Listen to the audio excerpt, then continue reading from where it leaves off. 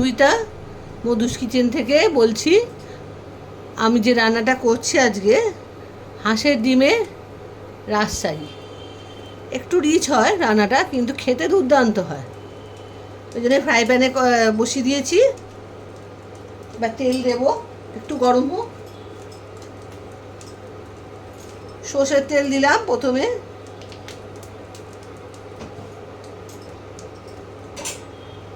হাঁসের ডিমগুলোকে নুন হলুদ দিয়েছি। এবারে নুন হলুদ দিয়ে এটাকে ভালো করে মাখিয়ে নিচ্ছি। তারপরে ডিমগুলো একটু ভেজে নেব। এই যে ডিম, তেলটা গরম হলে ডিমটা ভাজবো।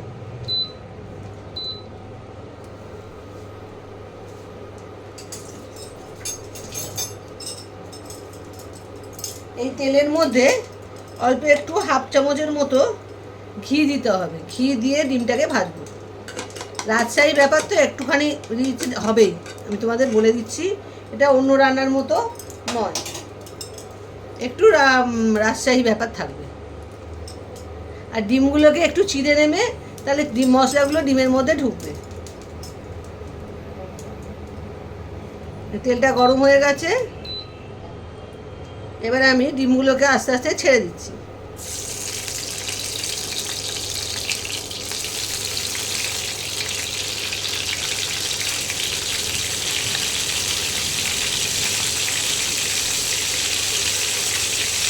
ডিমগুলোকে একটু হালকা করে ভেজে নেব। সামান্য একটু ঘি দিয়ে ভাজলে গন্ধটা খুব সুন্দর হয়, এই জন্য আমি ঘিটা দিলাম তেলের মধ্যে।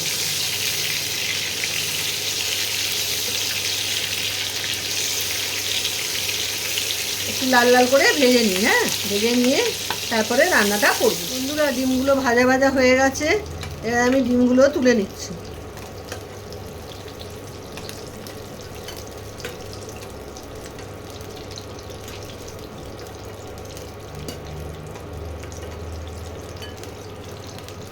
এই তেলের মধ্যেই আমি ফোড়ন দিচ্ছি।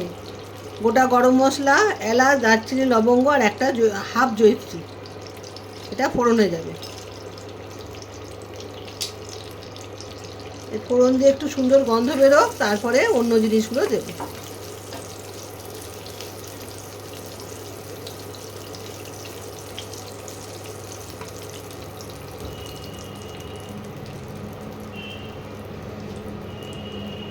ফোড়নগুলো দিয়ে গন্ধ বেরোচ্ছে, এবারে আমি টমেটো কুচি দিয়ে দিলাম।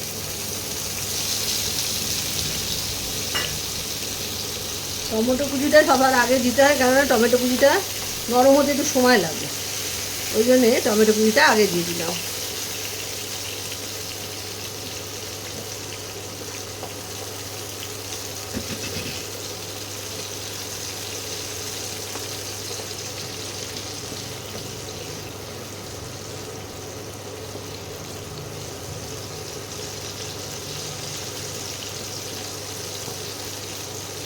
টমেটোটা একটু নরম হোক, তারপরে অন্য মশলাগুলো দেবো।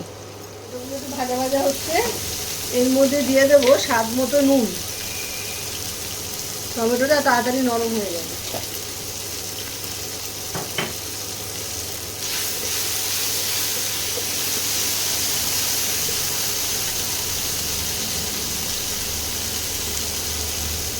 আন্দাজ মতো হলুদ গুঁড়ো,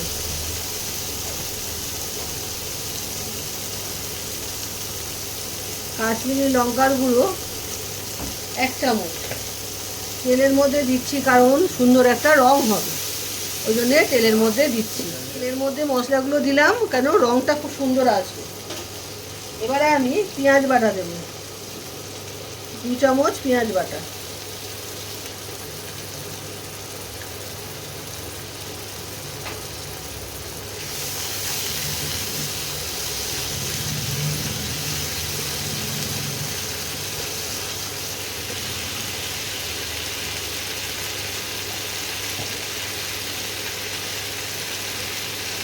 আদা রসুন বাটা 1 চামচ।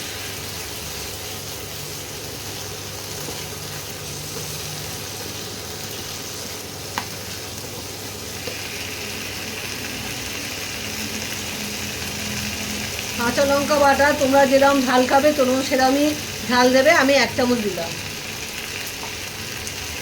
এবারে মশলাগুলোটাকে ভালো করে কষাতে হবে।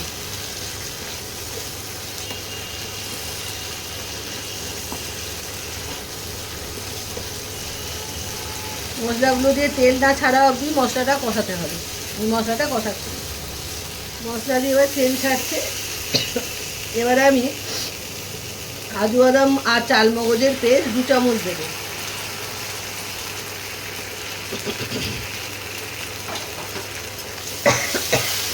বেশি ডিম দিয়ে করলে বেশি দেবে, আমার যেহেতু 6টা ডিম সেই জন্য আমি 2 চামচ দিয়েছি।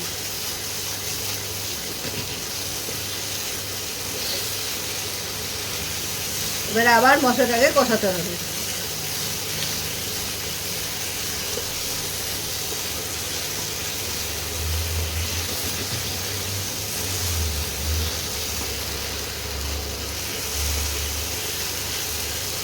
বন্ধুরা মশলা দিয়ে এবারে তেল ছাড়তে আরম্ভ করে দিয়েছে।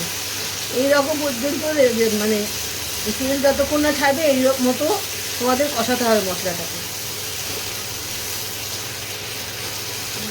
এইবারে জল দেবে।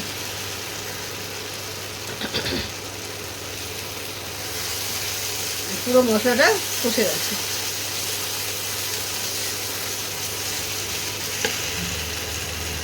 চারদিক দিয়ে তেল ছাড়ছে, এবারে আমি জল দিয়ে দিচ্ছি।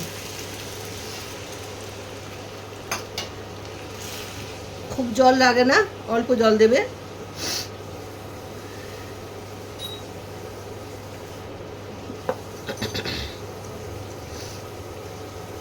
তো গায়ে মাখা মাখা হয়, যদি বেশি জলের দরকার নেই। ফুটতে আরম্ভ করেছে, এবারে ডিমগুলোকে আস্তে আস্তে ছেড়ে দেবো।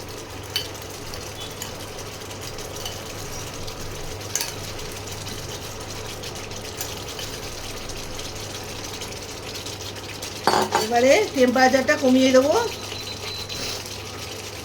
কমিয়ে দিয়ে 5 মিনিটের মতো ঢাকা দেবো।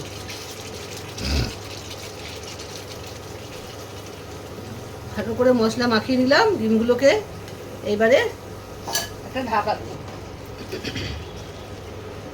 ঠিক 5 মিনিট বাদে তোমাদের আবার 5 মিনিট হয়েছে, ফুটছে টকবক করে। কটা জিনিস আরও বাকি আছে দেয়া। 1 চামচ লেবুর রস,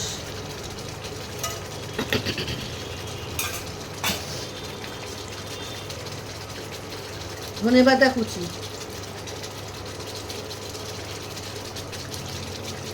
যেরকম খাবে সেভাবে দেবে।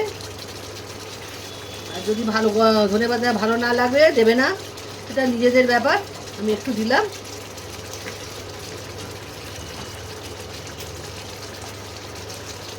হাফ চামচের মতো ঘি,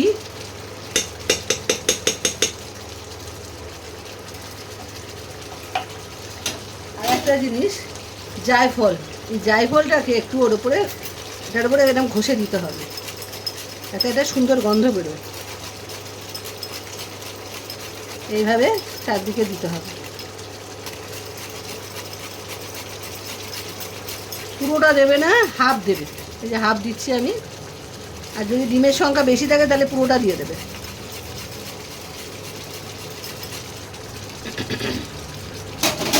এই দেখো হাফ দিয়েছি আমি, তোমরাও কিন্তু হাফ দেবে। আর একটু ঝোল কমলে নামিয়ে দিতে হবে। সব মশলা দেয়া কমপ্লিট, এবার একটু ঝোল কমার অপেক্ষা, কমলেই নামিয়ে দেবো। বন্ধুরা এই দেখো ঝোল কমে গেছে, ওপরে মশলা তেলটা ভেসে উঠছে। এখন নামাতে হবে। এইবার নামাবো। ঠিক এরম পজিশানে এলে নামাবে, তবে জিনিসটা খেতে ভালো লাগবে।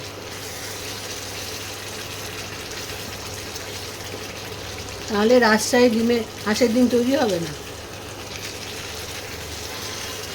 এই দেখো মশলাগুলো দিয়ে ওপরে তেলটা ভেসে উঠবে। রান্না কমপ্লিট, এবার তোমাদের নামিয়ে দেখাচ্ছি। বন্ধুরা বাটিতে ঢেলে ফেলেছি, দেখো রেডি রাজশাহী হাঁসের ডিম। এইভাবে তোমরা পুরো ভিডিওটা দেখবে, দেখে করে খাবে। দারুণ খেতে হয়, মানে একবার খেলে বুঝতে পারবে কেমন খেতে হয়। স্বাদে রাজশাহী নাম দেওয়া হয়নি ওর, ওই জন্যই রাজশাহী রান্নাটার নাম দেওয়া হয়েছে। তোমরা ভিডিওটা দেখো, রান্না করে খেও, আর বন্ধুদের মধ্যে শেয়ার করো। আজ আসি, আবার একটা নতুন রান্না নিয়ে তোমাদের কাছে আসবো। Bye bye.